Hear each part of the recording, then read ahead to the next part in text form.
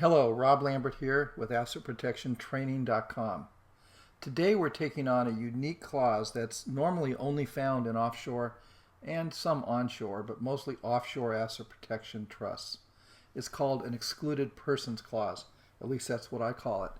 And here's what the clause typically will look like. What it is it's your chance to identify the people that are after you and identify them in such a way that they are formally, officially, absolutely by name excluded. And I'm going to read you the first sentence. Notwithstanding anything in this settlement, express or implied, no excluded person shall be capable of taking any benefit of any kind by virtue of or consequence of this settlement. And look at number A.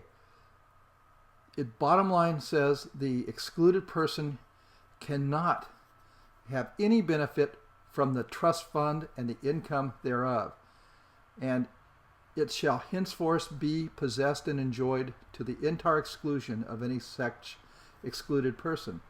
And then it goes on forever. You can see all sorts of verbiage designed to make sure the excluded person is really formally excluded now and forevermore.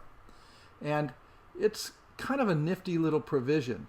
It's not that common to name that many people by specific identification right when you normally first do plans, but once they're 5 years old, once they're old and cold, once you get into a problem after you've formed and managed your trust for a number of years, then it is very common to specifically identify each and every person that is a potential threat. It helps your trustee. And here's what you normally do. Normally in the appendixes of most offshore trusts, there's a place where you can actually name the excluded parties. And here's what that typically looks like.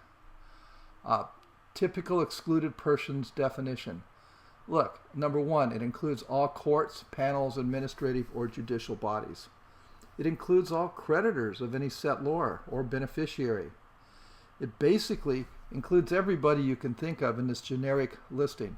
But look, number four, it excludes any spouse or any spouse of settlor's natural born or legally adopted children.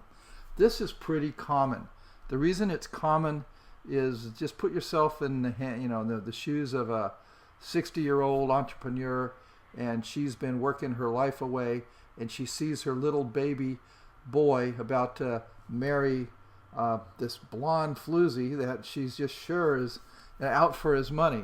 Well, it's real common for parents to protect their little boys and little girls from their loves, at least for 5 or 10 years. So it's common to have a provision like 4. And look at 5. This includes any spouse or former spouse of the settlor. So for instance, let's just say I'm single. I've got some money. I put an asset protection plan together and fund it with $1 million of my separate property. I then get married. I show my wife that she is my new beneficiary. She's happy as a clam. She loves it. She's happy. She feels safe. And then things start to get bad. Well, she leaves me, or I leave her, or we separate, or we divorce. What happens? That simple act automatically makes her an excluded party.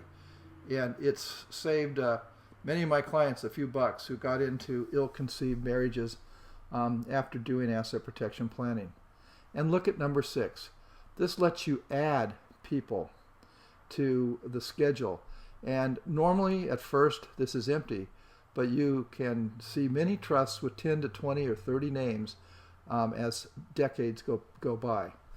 Anyway, this is a simple little clause. It's something you should be aware of.